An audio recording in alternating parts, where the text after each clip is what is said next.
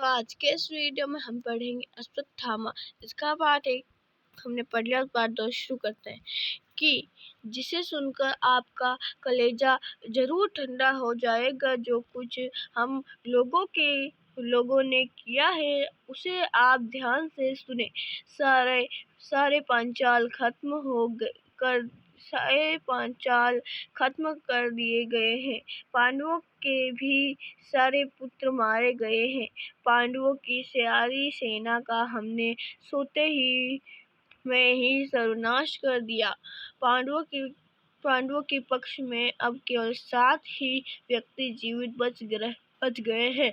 हमारे पक्ष में कृपाचार्य, कृतवर्मा और मैं 3 ही रह गए हैं।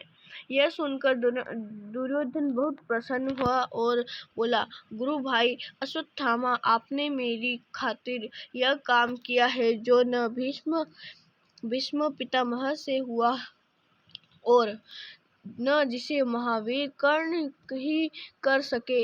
इतना कहकर दुर्योधन ने अपने प्राण त्याग दिए। द्रौपदी की दयनीय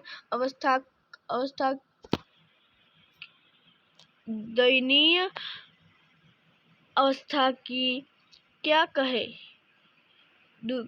युधिष्ठिर के पास आकर वह कातर स्वर में पुकार उठी, क्या इस पापी अश्वत्थामा से बदला लेने वाला हमारे यहाँ कोई नहीं रहा है। शोक विह्वल द्रौपदी की हालत देखकर पांचों पांडव अश्वत्थामा की खोज में निकले। ढूंढते आखिर उन्होंने गंगा नदी के तट पर छिपे हुए अश्वत्थामा का पता लगा ही लिया। अश्वत्थामा और भीमसेन में युद्ध छिड़ गया, लेकिन अंत में अश्वत्थामा हार गया। पांडव वंश का नामो निशान मिट गया होता, लेकिन उत्तरा के गर्भ की रक्षा हो गई। समय पर उत्तरा ने परिस्थिति को जन्म दिया। यही परिस्थिति पांडवों के वंश का एकमात्र चिन्ह रह गया था। हस्तिनापुर का सारा नगर निसहाय स्त्रियों और अनाथ बच्चों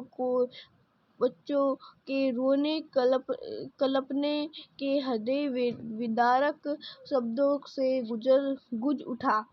युद्ध समाप्त होने का समाचार पाकर हजारों निसहाय स्त्रियों को लेकर वृद्ध महाराज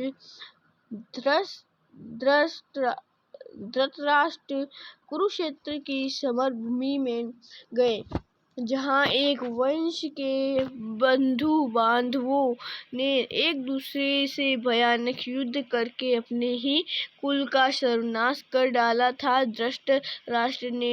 धृतराष्ट्र ने बीती बातों का स्मरण करते हुए बहुत विलाप किया। उम्मीद करते हैं आपको ये वीडियो लाइक शेयर सब्सक्राइब कर देना। मिलता है अगले वीडियो में। Thanks for watching. धन्यवाद।